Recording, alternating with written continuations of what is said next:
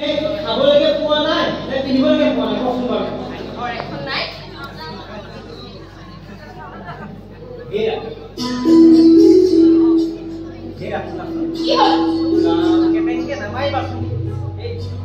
তোমাৰ মোৰ মাজত থকা মৰম চেনেহ এইবিলাকৰ মানে ঘৰ গাড়ী সম্পত্তি এইবিলাক কি কৰিব কোৱাচোন ছোৱালীও একে অৱস্থা গতি নাই ভাল পাবনে বাৰু হা তোমাকে যোৱাৰ কোনে ভাল পাবনে কোৱাচোন বাৰু তাৰ এতিয়া ঘৰ এটা নাই ভৱিষ্যতে বনাব সেই বুলি আৰু নাপাই কিন্তু দেই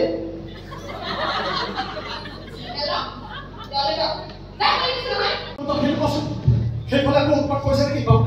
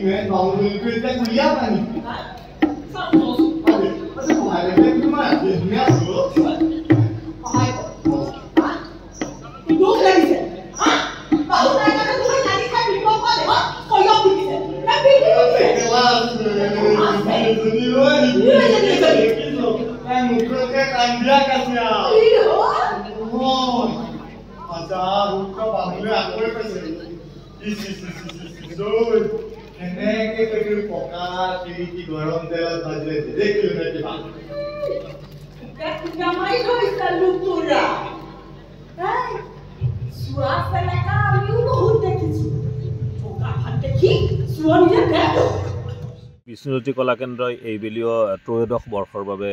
আয়োজন কৰিছিল সদৌ অসম একাংকিকা নাট প্ৰতিযোগিতা ৰাজ্যৰ কেইবাটাও আগশাৰীৰ নাট্যদলে অংশগ্ৰহণ কৰিছিল এই প্ৰতিযোগিতাত আৰু প্ৰতিযোগিতা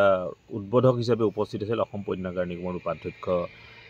ডক্টৰ তপন দাস প্ৰমুখ্যে অন্যান্য কেইবাগৰাকীও বিশিষ্ট ব্যক্তি বিভিন্ন প্ৰান্তৰ পৰা দলে অংশগ্ৰহণ কৰি মাজনিশালৈ নাট পৰিৱেশন কৰি আমাক আটাইকে মহাচন্ন কৰে আৰু আপ্লুত হয় উপস্থিত থকা শ্ৰোতা দৰ্শক।